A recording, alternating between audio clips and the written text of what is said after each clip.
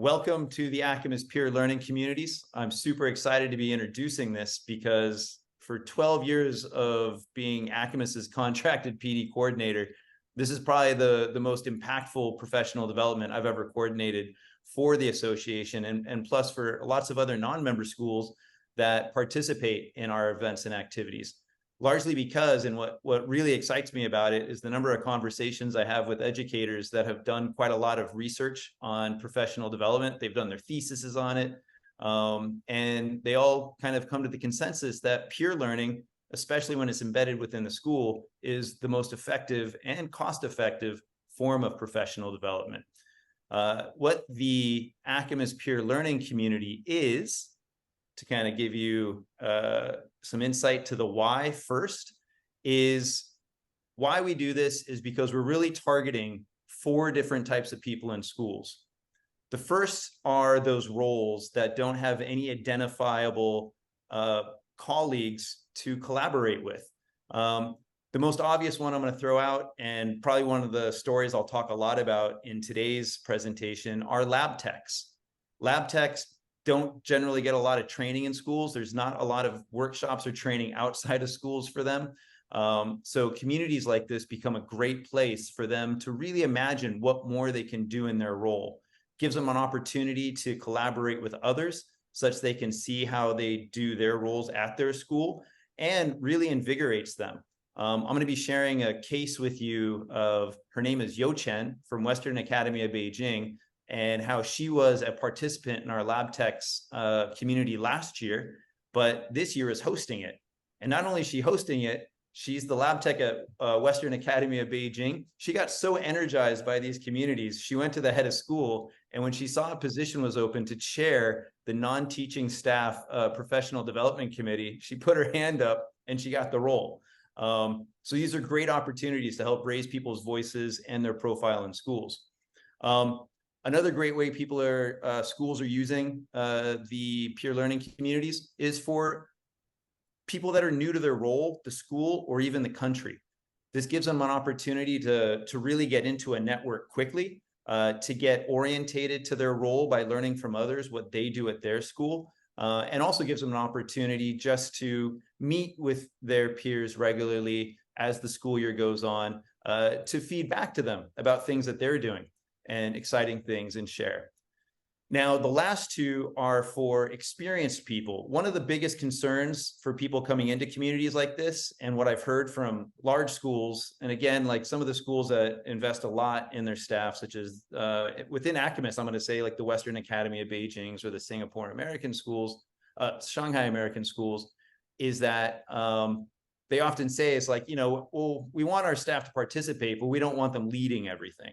Well, in these communities, there's a good mix of sharing, and there's a lot of good opportunities to present out and to demonstrate experience, but also to use the communities to test new ideas. So an example of this would be very experienced people coming into the community that want to test ideas that they want to use at their school. Well, our communities become a sandbox for them, and that becomes very effective.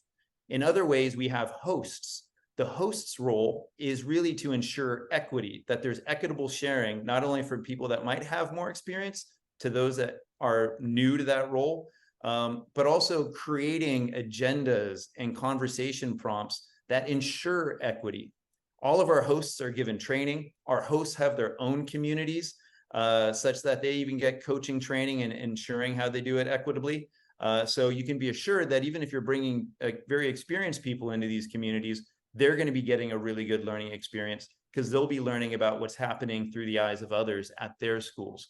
And it's an opportunity for them to find ways to collaborate and innovate on new projects and ideas. Now, I wanted to talk to you a little bit about Yo Chen. She's the one I told you from the Western Academy of Beijing. You can find out a lot about Yo Chen, Hakan Gould, and Shannon Doak, Dr. Shannon Doak, and about their journeys with the peer learning communities last year. Again, I talked about Yo Chen, how she came in as a participant. This year, she's a host. Hakan Gould, very well networked and connected in the global citizenship and service learning, as a participant last year, he brought in his global citizenship team from the Shanghai Community International School. He brought the whole team into the community because they were launching a global citizenship initiative last year, and he wanted all of his team members to get upskilled very quickly and make a variety of contacts. He really wanted to really spread their network and reach out to as many schools as possible. And as one person, he realized it wouldn't be enough. So he got everybody involved. Dr. Shannon Doak, another one of our hosts, hosting the directors of technology. He's done his thesis on peer learning. He's a phenomenal personality. If anybody knows him, especially within the Acamas circles, but not only is he bringing in his experience about the power of peer learning, but also he's going to be helping these directors of technology work through a variety of issues that are quite specific to a lot of our China and greater China context. So just give you an idea about how that particular community with that particular type of host will have some specific contextual issues that they'll be working with. Now, we have a lot of this is being run. You're going to see PeerSphere in that top left-hand corner, Sphere Stories in the middle. Sphere Stories is a newsletter by PeerSphere. PeerSphere is a service associated with PD Academia, which is contracted by Acamas. I don't want to make it too complicated, but through this, we want to do monthly digests of what's happening in the communities. So everybody that's a member within the Acamas peer learning communities will be getting a monthly digest of the top learning that's going on in each community. That's 44 communities, 3 top learnings from each community. That's a wealth of information to bring into your schools. And where you can find this would be at PeerSphere, peer-sphere.com. So let me just kind of give this to you. And you'll find a blog link there. Now, when it comes to how this all has originated and where it came from, in 2022, just last year, last school year, we had 8 communities. These are just an example of those 8 communities. They met 3 times for 3 hours. Just to give you a heads up, we're going to meet 5 times this year. So we're giving more meetings, live meetings to participants to ensure greater opportunities for them to participate. But we're reducing the time to 90 minutes such that people don't have to be online for such long times, because we've really found a way to make that time, that 90 minutes, really valuable. Within this last year, we had 450 people from 50 schools participating. That's an incredible wealth of networking and experience that's going to be shared. This year alone, we already have up to 800 commitments into the community, and we're hoping to get to 1,200 across 44 communities. So again, anybody coming into the communities is going to have a wealth of networking to avail themselves of. These are just some of the schools that are participating and have participated and have left us a lot of great anecdotal testimonial information. When we think about the strength of what these peer learning communities are, we collect a lot of data from users. And for those that are familiar with Net Promoter Scores, they really range from a score of -100 to 100. And last year, from session 1 to 2 to 3, we continually improved. That's because we practice what we preach. We have our hosts involved in communities. We try to figure out what's best for those communities. And from that, the feedback gets better and better each meeting. We look forward to achieving the same results and improving them this year as well. Quick testimonial from Stephen Taylor, Western Academy of Beijing. What really drove WAB to join last year and to come back this year was the inclusive nature of the peer learning communities. Not only is it for teachers, but it's for non-teaching staff. So for those in China as well, out of the 11 administration staff communities, 8 of them are in Chinese. So just keep that in mind. We also have a Chinese heads of department community for secondary schools, which obviously will benefit everybody, and that will be run in Chinese as well. So keep in mind about the inclusive nature of the peer learning communities. Now, what they are, that's the why. Here's the what. They're 5 90-minute meetings. We have a community platform where we archive and capture all the key learnings so that your members can go back, rewatch meetings, get resources. There's regular posts from our hosts, the members, and from PeerSphere, capturing those key learnings. We also recommend connections to people that have commonalities in terms of experience or professional inquiries that they're pursuing. And we translate a wealth of material so that it can be accessible by your local staff. And at this time, it's going to be English and Chinese. So just know for your local staff, there's going to be a lot of translated materials so that they can access the learnings from these communities. An example of a community and somebody that we celebrate as well, Aaron Wilson, the librarians community. This was a very large community last year. Aaron Wilson, a full-time librarian, originally from an Acamas member school, who is now up in Bangladesh. She was able to facilitate up to 60 people in a meeting, running breakouts, and the librarians group, probably without question, was one of the most excited in terms of sharing. And we have a lot of people that signed up at the end of last year before we even opened up registrations. So it's an example how a person like Aaron, a professional host, can create a community environment like this that really draws people back. And even groups of 60 or 80 are going to find meaning in this environment, that they're going to find a place and people that they can network with, because it largely comes down to how we run the platform.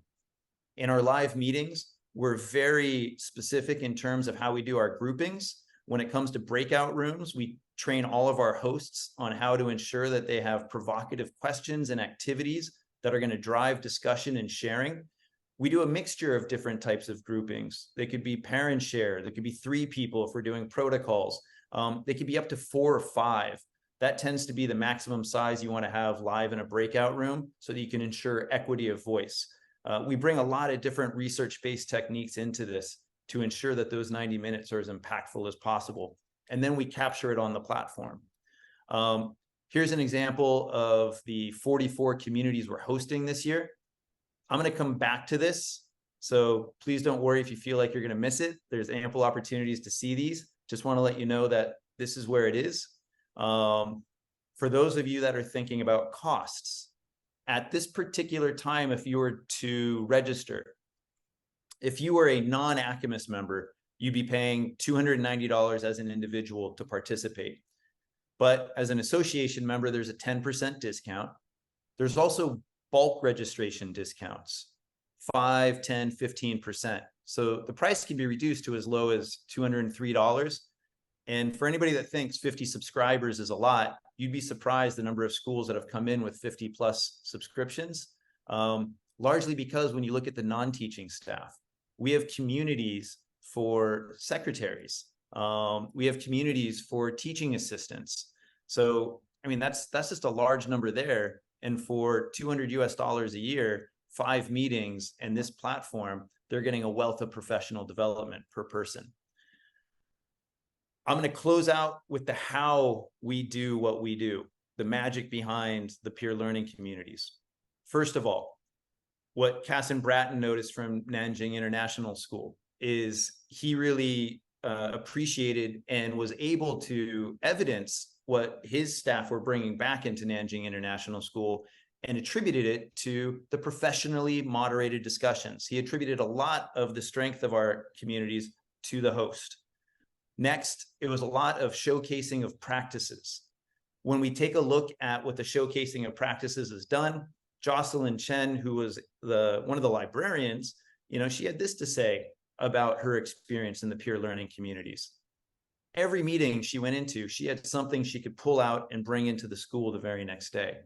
And that's powerful. That's something that you get to walk away with, that you already have immediate practical sharing going on in these communities because of the way the hosts do it. An example of what a protocol looks like and what we recommend to hosts is something called insight trading. What we want them to do is we want them to bring in a problem or an idea such that they can get feedback from people. We have a simple protocol for it. We have breakout room scenarios that our hosts can use. People come in, offer a problem, they get solutions, and it's all provoked by the host. And here's an example of a takeaway that all members would have. Names, problems, ideas, personal notes. This was actually from our hosts peer learning community that we ran last week.